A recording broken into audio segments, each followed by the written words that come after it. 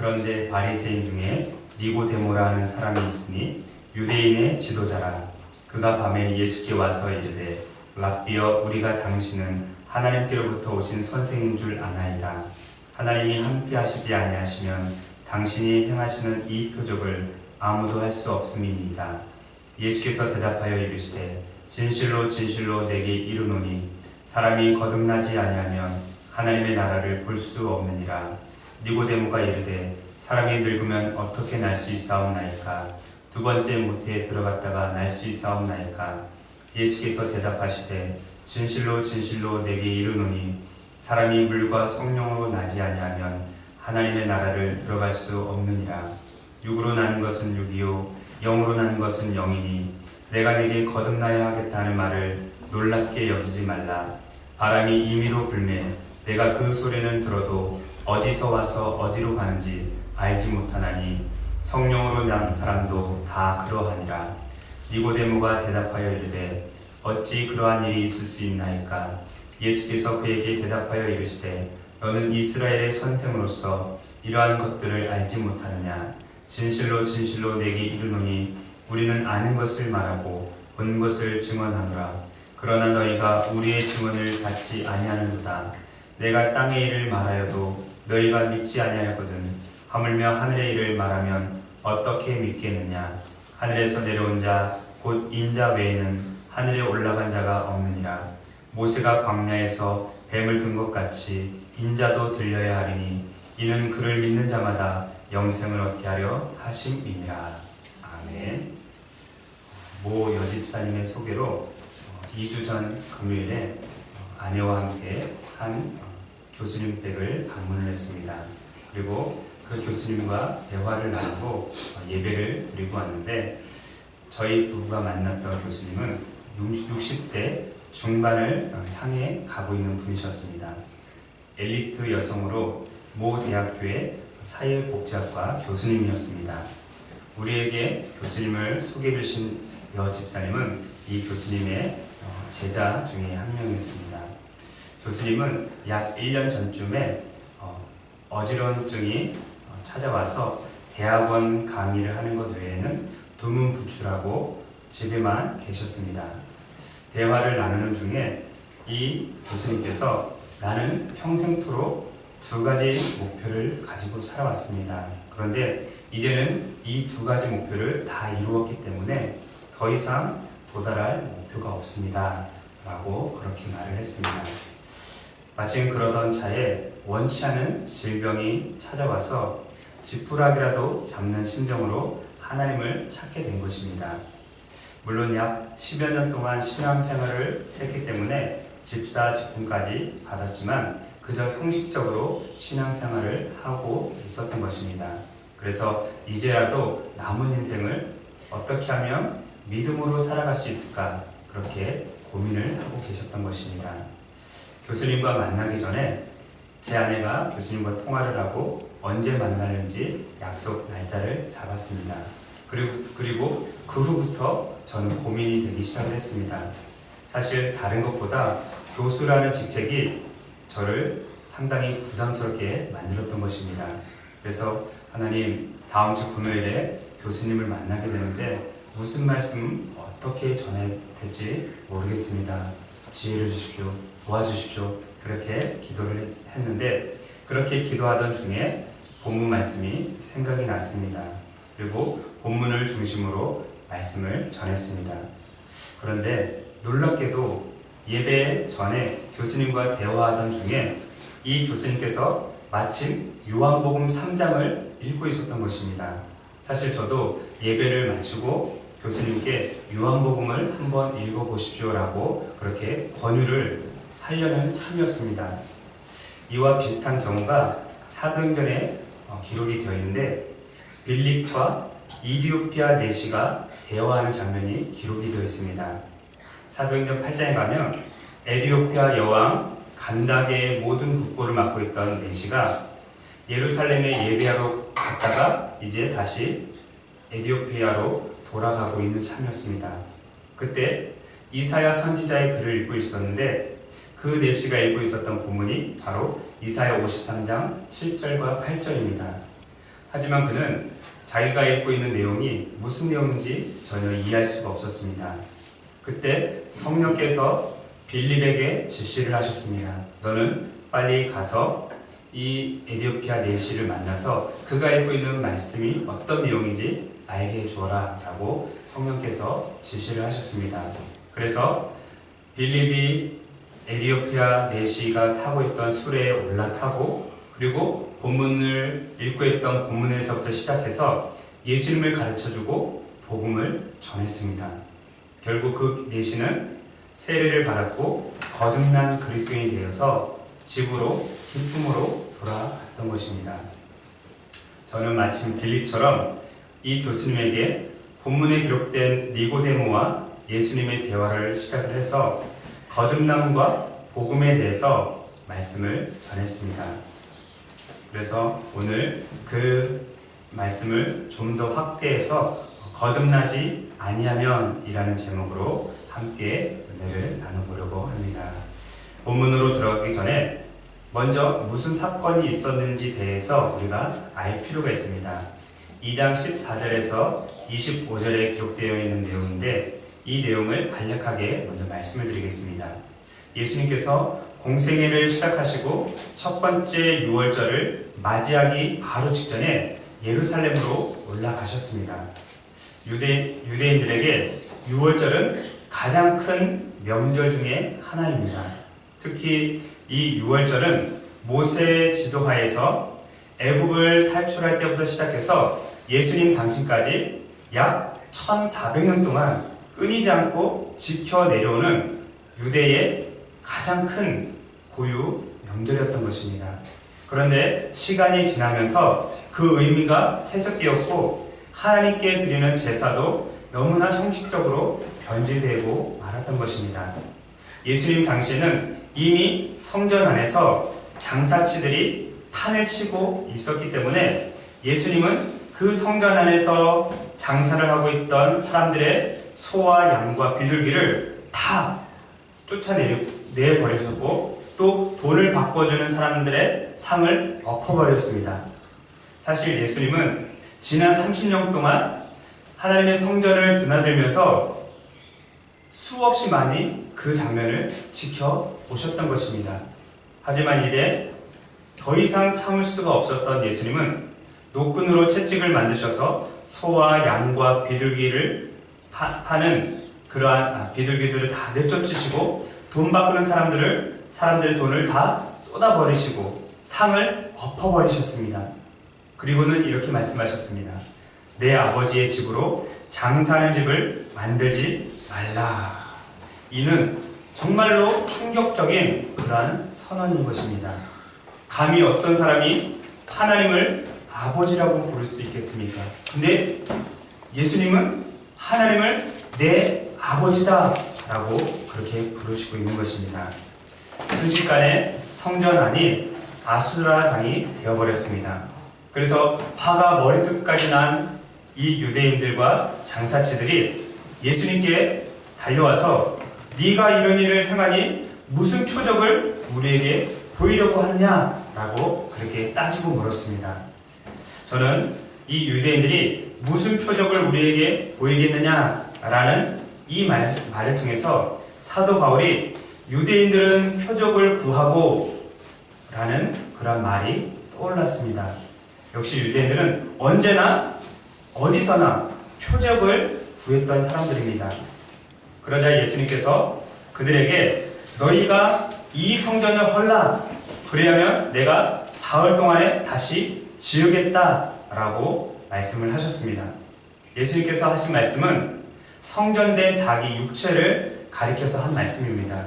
그런데 유대인들은 46년 동안 지었던 헤롯 성전, 그 헤롯 성전을 이야기한 것으로 착각을 했습니다.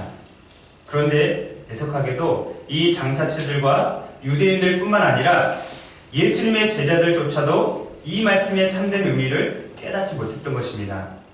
그리고 결국에는 예수님께서 부활하신 후에야 예수님께서 성전을 깨끗하게 하신 그 사건을 기억하고 그때부터 성경과 예수님께서 하신 말씀을 믿었다라고 성경은 증언을 하고 있습니다.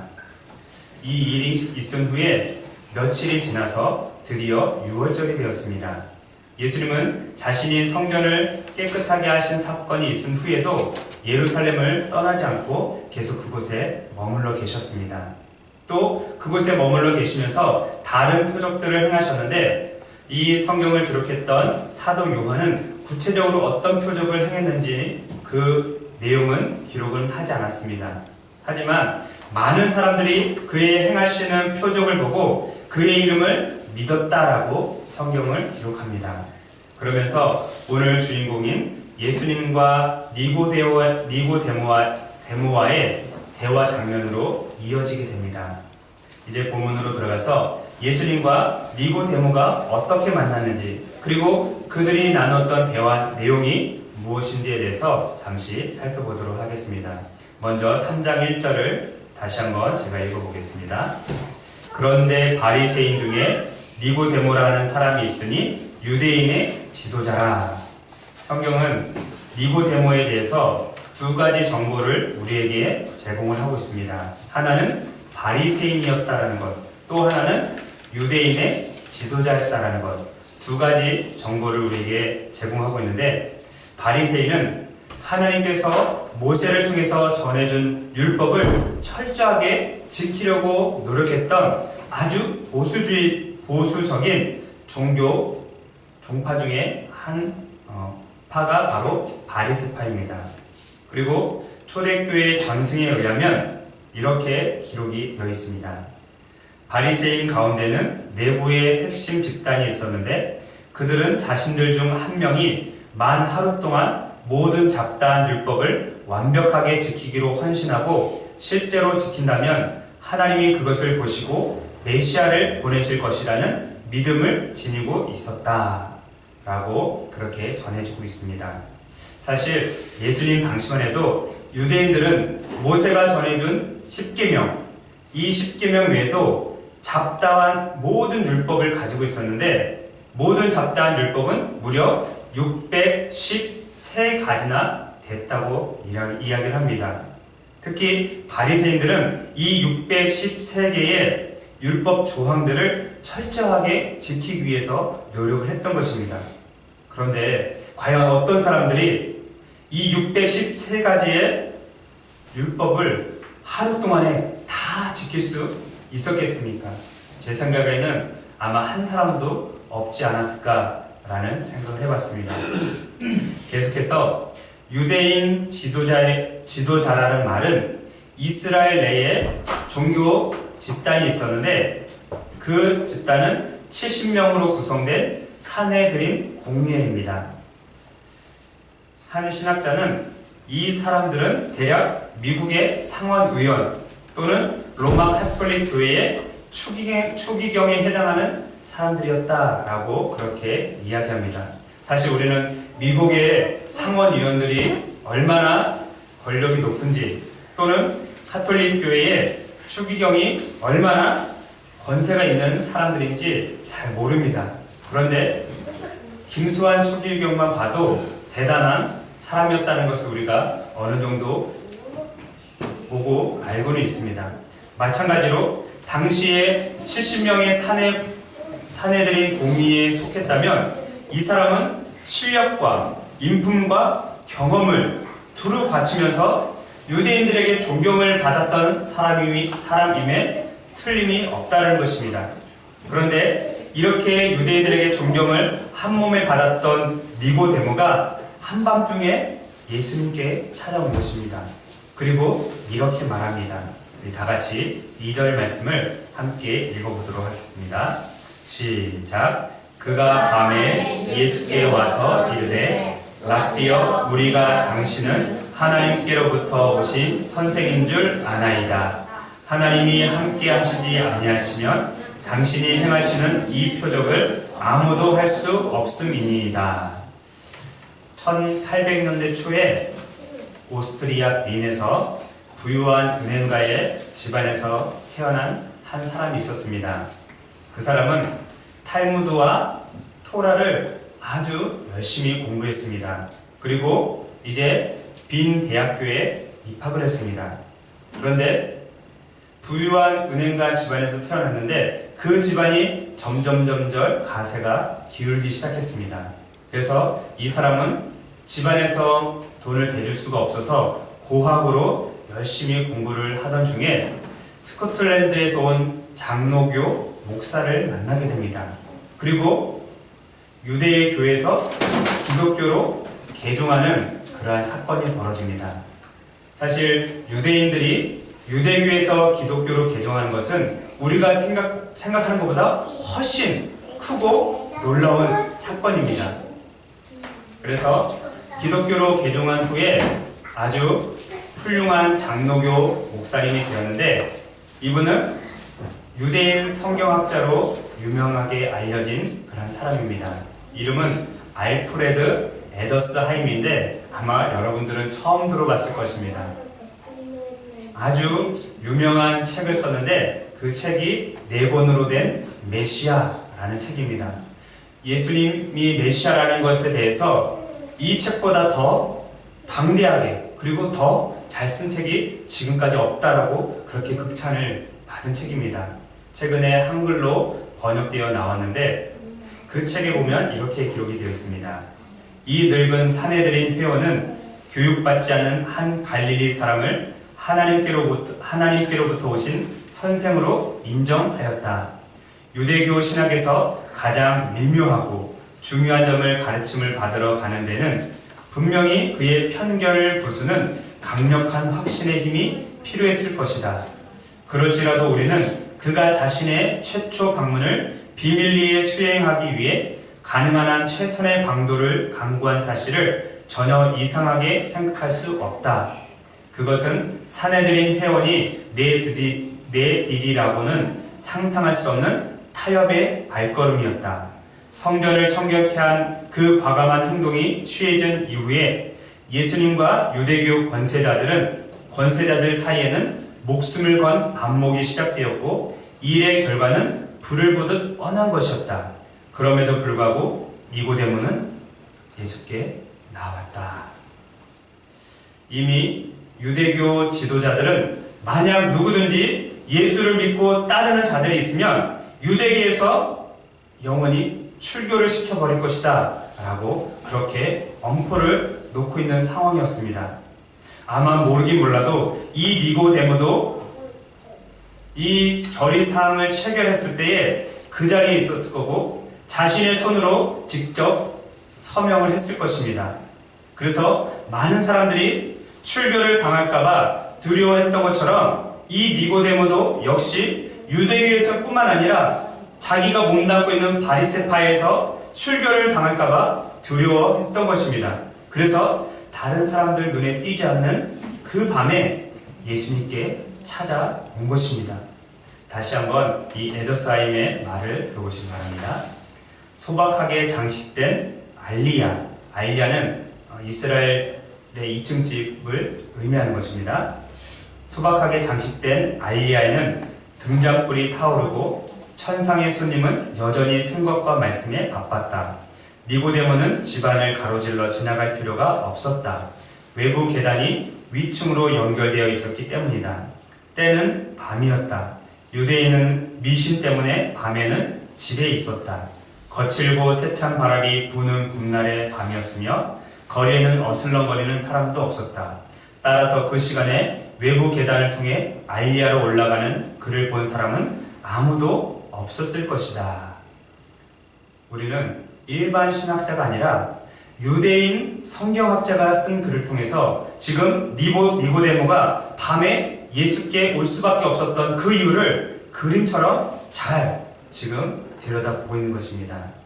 작년에 아내와 함께 성지순례를 갔는데 제가 이 글을 보면서 성경을 읽을 때마다 그 예루살렘 거리가 생각이 나요.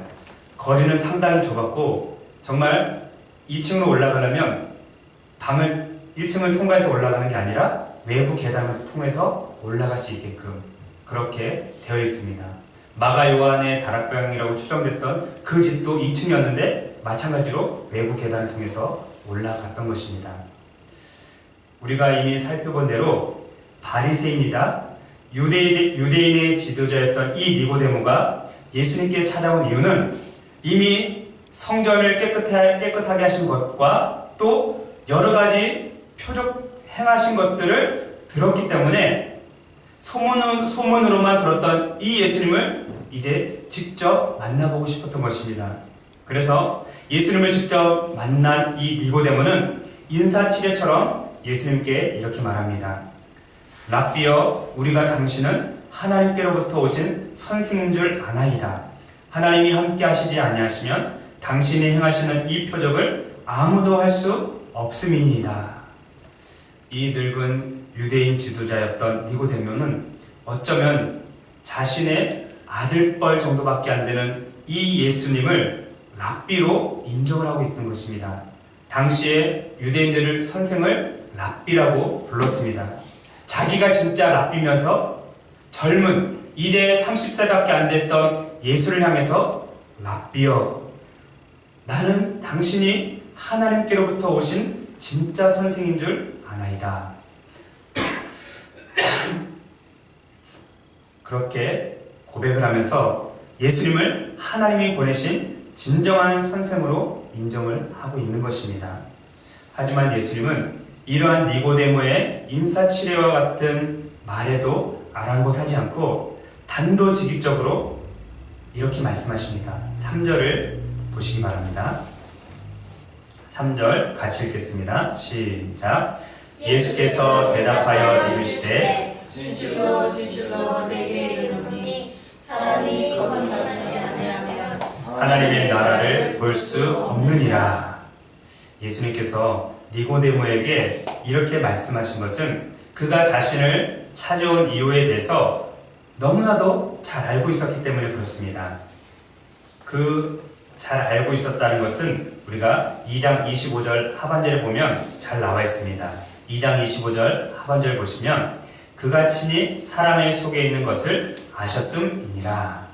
이미 예수님은 니고데모가 자신을 찾아온 이유, 그리고 그 마음속에 있는 그 고민거리를 이미 알고 계셨습니다. 그래서 단도직입적으로 진실로 진실로 내게 이르노니 사람이 거듭나지 아니하면 하나님 나라를 볼 수 없느니라 라고 그렇게 말씀을 하셨던 것입니다. 비록 니고데모는 누구보다 열성적으로 모세가 전해준 그 율법을 철저하게 지켜왔고 많은 사람들에게 지도자라는 칭찬과 존경을 받고 있었던 사람이었습니다. 하지만 그에게 가장 필요한 것은 거듭남이었습니다. 그래서 예수님은 니고데모에게 진실로 진실로 내게 이르노니 사람이 거듭나지 아니하면 하나님의 나라를 볼 수 없느니라 라고 말씀하셨던 것입니다. 죄송합니다. 우리 3절에 보시면 거듭이라는 단어 앞에 작은 숫자로 3이 표시되어 있을 것입니다. 다 돼 있죠? 돼 있나요? 거듭이라는 단어 앞에 작은 숫자로 3이라고 돼 있고, 그리고 성경책 맨 아래 보면 또 3이라고 된 표시에 이렇게 써 있을 겁니다. 또는 위에서.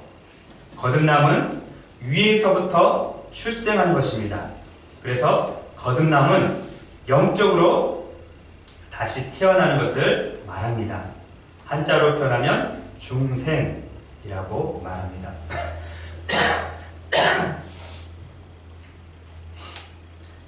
다시 한번 에더사임의 말을 인용해 보겠습니다. 유대교는 하나님과 사람을 향한 새로운 관계, 나아가 죄사함까지는 이해할 수 있었다. 하지만 새롭게 됨의 1차적 조건으로서의 도덕적 갱신, 영적 출생이라는 개념은 갖고 있지 않았으며 그것이 하나님 나라를 보기 위한 조건이라는 개념은 더욱 어림없었다. 유대교가 하나님 나라를 볼 수 없었던 것은 거기에 위로부터의 출생이라는 개념, 그리고 그 실체성 혹은 가능성에 대한 개념을 갖고 있지 않았기 때문이다. 유대인으로서 기독교로 개종했던 이 학자가 유대인의 입장에서 지금 쓴 겁니다. 유대교는 위로부터 출생, 곧 거듭남이라는 그 개념을 갖고 있지 않다라는 것입니다. 그래서 예수님께서 거듭남에 대해서 아무리 잘 설명하고 쉽게 설명했을지라도 이 니고데모는 그것이 무슨 뜻인지 잘 이해하지도 못하고 깨닫지도 못했다는 것입니다. 그래서 그는 거듭남이라는 단어를 들었을 때 육체적으로 다시 태어나는 것이라고 그렇게 생각을 했던 것입니다. 그래서 예수님에게 이렇게 물어봅니다. 사람이 늙으면 어떻게 날 수 있사옵나이까? 두 번째 모태에 들어갔다 날 수 있사옵나이까? 그러자 예수님께서 이번에는 니고데모가 더 이해하기 힘든 말씀을 하십니다. 우리 5절 말씀을 다 같이 읽어보겠습니다. 시작. 예수께서 대답하시되 진실로 진실로 내게 이르노니 사람이 물과 성령으로 나지 아니하면 하나님의 나라를 들어갈 수 없느니라. 처음에는 거듭나지 아니하면 하나님 나라를 볼 수 없다라고 말씀하셨다가 이제는 물과 성령으로 나지 아니하면 하나님의 나라에 들어갈 수 없다. 더 어려운 말씀을 하고 계신 겁니다. 여기서 물과 성령으로 나지 아니하면 이라는 말은 사실 해석하기가 참 어려운 부분입니다. 이것 때문에 신학자들 사이에서도 의견이 서로 엇갈리고 교단이 나눠지는 그러한 일들이 생겨났습니다. 저 역시도 처음에는 이 말이 잘 이해가 되지 않았습니다. 성령으로 라는 단어는 이해가 되는데 물은 이해가 되지 않았습니다. 그래서 저는 물이라는 단어를 예수님을 상징한다 라고 그렇게 해석을 했습니다. 왜냐하면 요한복음 7장에 가면 예수님께서 이렇게 말씀하셨기 때문에 그렇습니다. 이르시되 누구든지 목마르거든 내게로 와서 마시라. 나를 믿는 자는 성경의 이름과 같이 그 배에서 생수의 강이 흘러나오리라. 저는 이 말씀이 기억이 나서 예수님은 물로 상징할 수 있다라고 생각을 했는데 근데 제가 생각했던 대로 물이 예수님을 상징한다는 것이 틀린 것은 아니지만 또 정확한 답은 아니었다는 것을 깨닫게 되었습니다. 왜냐하면 그 다음 구절에 이렇게 기록이 되어 있었습니다. 이는 그를 믿는 자들이 받을 성령을 가리켜 말씀하신 것이라. 이 마지막 구절을 제가 몰랐던 것입니다. 그래서 물은 곧 성령을 상징하는 것입니다. 그렇다면 왜 예수님은 물과 성령으로 나지 아니하면 하나님의 나라에 들어갈 수 없느니라 라고 말씀하셨겠습니까? 사실 이 말씀은 에스겔 36장 25절에서 28절에 기록된 말씀입니다. 그리고 니고데모 정도 됐다면 성경으로 박식한 학자였다면 예수님께서 하신 말씀 물과 성령으로 거듭난다라는 말씀이 에스겔 36장 25절에서 28절 사이에 기록된 말씀이라는 것을 알았어야 됐던 것입니다. 그런데 니고데모는 알지 못했습니다. 깨닫지도 못했던 것입니다. 에스겔서 36장 25절에서 28절에 이렇게 기록이 되어 있습니다. 맑은 물을 너희에게 뿌려서 너희로 정결하게 하되 곧 너희 모든 더러운 것에서와 모든 우상 숭배에서 너희를 정결하게 할 것이며 또 새 영을 너희 속에 두고 새 마음을 너희에게 주되 너희 육신에서 굳은 마음을 제거하고 부드러운 마음을 줄 것이며 또 내 영을 너희 속에 두어 너희로 내 율례를 행하게 하리니 너희가 내 규례를 지켜 행할지라. 내가 너희 조상들에게 준 땅에서 너희가 거주하면서 내 백성이 되고 나는 너희의 하나님이 되리라. 이 말씀을 성경학자, 정말 성경에 능통하다고 했던 니고데모조차도 이 말씀이 물과 성령으로 나지 아니하면 하나님 나라에 들어갈 수 없다라는 그 근거 구절이라는 것을 알지 못했다는 것입니다. 미국에 존 파이퍼라는 목사님이 계신데 그 목사님께서 거듭남이라는 책을 썼습니다. 이렇게 그 책에 말을 합니다. 나는 사람이 물과 성령으로 나지 아니하면 하나님의 나라에 들어갈 수 없느니라 이 예수님의 말씀이 이 구절에서 나왔다고 생각한다. 그러므로 에스겔 36장에 물과 영은 우리가 거듭날 때 얻는 새로움의 두 면을 모두 말한다고 볼 수 있는데, 옛사람에 대한 씻음과 새 사람에 대한 창조를 포함한다. 그러므로 당신은 자신의 새 마음이나 새 영이나 새 본성을 생각할 때 그것이 여전히 당신이며 따라서 용서받고 씻음받아야 할 필요가 있다고 보아야 한다. 이것이 이 물을 언급한 핵심이다. 라고 그렇게 말을 했습니다. 니고데모는 평생토록 하나님의 율법, 구약 성경을 연구해온 그러한 성경학자였습니다. 하지만 예수님께서 말씀하신 물과 성령으로 나지 아니하면 하나님의 나라에 들어갈 수 없느니라 라는 이 말씀이 에스겔서 36장 25절에서 28절에 기록된 내용이라는 것을 잘 몰랐던 것입니다. 그래서 예수님은 계속해서 이 니고데모에게 쉽게 말을 합니다. 6절에서 8절까지 보시기 바랍니다. 제가 읽겠습니다. 6절, 육으로 난 것은 육이요 영으로 난 것은 영이니 내가 내게 거듭나야 하겠다는 말을 놀랍게 여기지 말라. 바람이 임의로 불매 내가 그 소리를 들어도 어디서 와서 어디로 가는지 알지 못하나니 성령으로 난 사람도 다 그러하니라. 니고데모는 여전히 거듭남이 육체적인 재탄생으로만 생각을 했습니다. 그는 거듭남이 영적인 재탄생이라는 것을 이해하지 못하고 깨닫지도 못했습니다. 그래서 예수님께서 내가 내게 거듭나야 하겠다는 말을 놀랍게 여기지 말라라는 말씀을 듣고 정말로 놀라서 어안이 벙벙해서 입을 다물지 못하고 있었던 것입니다.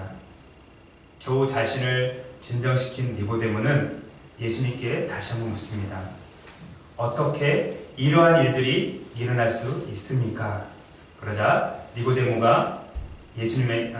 예수님은 니고데모에게 이렇게 말씀합니다. 11절에서 15절까지입니다. 같이 한번 읽겠습니다. 시작. 예수께서 그에게 대답하여 10절부터 15절까지입니다. 10절 시작. 예수께서 그에게 대답하여 이르시되 너는 이스라엘의 선생으로서 이러한 것들을 알지 못하느냐? 진실로 진실로 내게 이르노니 우리는 아는 것을 말하고 본 것을 증언하노라. 그러나 너희가 우리의 증언을 받지 아니하는도다. 내가 땅의 일을 말하여도 너희가 믿지 아니하거든. 하물며 하늘의 일을 말하면 어떻게 믿겠느냐? 하늘에서 내려온 자 곧 인자 외에는 하늘에 올라간 자가 없느니라. 모세가 광야에서 뱀을 든 것 같이 인자도 들려야 하리니 이는 그를 믿는 자마다 영생을 얻게 하려 하심이니라. 아멘. 예수님은 아무리 쉽게 설명을 해도 거듭남이 무엇인지 깨닫지도 못하고 이해하지 못하는 니고데모에게 너는 이스라엘 선생으로서 이런 것들을 알지 못하느냐? 아직도 깨닫지 못하느냐? 아직도 이해하지 못하느냐? 라고 책망을 하십니다. 그러면서 모세가 광야에서 뱀을 든 것 같이 인자도 들려야 할 것이다. 그리고 누구든지 그를 믿는 자마다 영생을 얻게 하려 하심이니라 라고 그렇게 말씀을 하셨습니다. 여기까지 말씀하신 후에 예수님과 니고데모와의 대화는 완전히 끝이 나고 맙니다. 그리고 다시는 대화 내용이 없는데 성경에는 정확한 기록은 없지만 니고데모가 이날 이후에 순간적으로 거듭남의 체험을 했는지 아니면 점차적으로 시간이 흐르면서 거듭남의 체험을 했는지에 대해서는 기록을 하고 있지 않지만 그는 이후로 진정으로 거듭난 그리스도인이 되었다는 것을 우리는 알게 됩니다. 왜냐하면 7장 51절에 가면 니고데모가 많은 사내들인 공의원 앞에서 예수님을 변호하는 장면이 나옵니다. 우리 얼마 안 되니까 한번 넘겨볼까요? 7장 51절 제가 읽겠습니다. 50절 51절 그 중에 한 사람 곧 전에 예수께 왔던 니고데모가 그들에게 말하되 우리 율법은 사람의 말을 듣고 그 행한 것을 알기 전에 심판하느냐? 지금 사내들이 공회 앞에서 예수님을 변호하고 있는 것입니다. 그리고 더 훗날에 예수님께서 십자가에 못 박혀 돌아가셨다가 운명하시고 예수님을 무덤에 장사하실 때 아리마대 사람 요셉과 함께 온 사람이 있었습니다. 그 사람이 바로 이 니고데모입니다. 우리 19장으로 한번 가보겠습니다. 요한복음 19장 39절 19장 39절 우리 같이 한번 읽어보겠습니다. 19장 39절 시작. 일찍이 예수께 밤에 찾아왔던 니고데모도 모략과 침향 섞은 것을 100리트라쯤 가지고 오니라. 분명히 성경에 니고데모가 훗날에 어떻게 변화되었는지에 대해서 기록을 하고 있습니다. 니고데모가 거듭난 그리스도인이 되지 않았다면 결코 사람들 앞에서 예수님을 변호하지 않았을 것입니다. 그리고 니고데모가 거듭난 그리스도인이 되지 않았다면 예수님께서 죽으시고 십자가에서 내려오셨을 때 몰약과 침향 섞은 것을 가지고 오지 않았을 것입니다. 이처럼 거듭남은 변화된 삶의 열매를 통해서 우리가 알게 되는 것입니다. 아들이 이제 그만 좀 하세요 하면서 하품을 합니다. 네, 이제 거의 다 왔습니다. 말씀을 맺도록 하겠습니다. 사실 거듭남에 대한 설교를 오늘만 하고 끝내려고 했는데 말씀을 준비하다 보니까 도저히 한 번으로 끝낼 수가 없어서 다음에는 두 번째로 한 번만 더 하도록 하겠습니다. 거듭남의 니고데모뿐만 아니라 우리도 동일하게 거듭나야 될 것을 예수님께서 말씀하십니다. 진실로 진실로 내게 이르노니 사람이 거듭나지 아니하면 하나님의 나라를 볼 수 없느니라. 진실로 진실로 내게 이르노니 물과 성령으로 나지 아니하면 하나님 나라에 들어갈 수 없느니라. 주님께서 니고데모뿐만 아니라 오고 오는 모든 세대 사람들에게 말씀을 하고 있는 것입니다. 사랑하는 우리 생명빛 교회 성도 여러분, 여러분들은 진정으로 거듭난 사람들이십니까? 거듭남은 신비여서 바람이 어디서 불고 어디서 가는지 모르는 것처럼 성령께서 우리를 언제 어떻게 어디서 거듭나게 하실지 모릅니다. 대부분의 사람들은 자신이 진정으로 거듭난다는 것을 알고 있습니다. 그리고 어떤 사람은 그 거듭남이 순간적으로 오기도 하고 어떤 사람은 그 거듭남이 점점 늦게 시간이 걸려서 찾아오기도 합니다. 그런데 중요한 것은 이 거듭남이 하나님 나라에 들어갈 수 있는 유일한 조건이라는 것입니다. 그래서 한 유명한 신학자는 이렇게 이야기합니다. 영적으로 다시 태어나지 않는다면, 즉 거듭나지 않는다면 당신은 그리스도인이 아니다 라고 그렇게 말하기도 합니다. 혹시 우리들 가운데 영적으로 다시 태어난 경험이 없는지 또는 영적으로 다시 태어난 경험이 있는지를 스스로 점검해 볼 필요가 있습니다. 우리는 예수님을 진정으로 믿을 때, 곧 예수님을 구세주와 주님으로 영접할 때 거듭나게 됩니다. 예수님께서 그를 믿는 자마다, 예수님을 믿는 자마다 영생을 얻게 하려 하십니다 라고 말씀하셨기 때문에 그렇습니다. 거듭나지 않으면 결단코 하나님의 나라인 천국에 들어갈 수 없다는 것을 기억하시고 거듭난 그리스도인으로서 삶을 살아가는 저와 여러분들이 다 되시기를 간절히 바라겠습니다. 기도하겠습니다.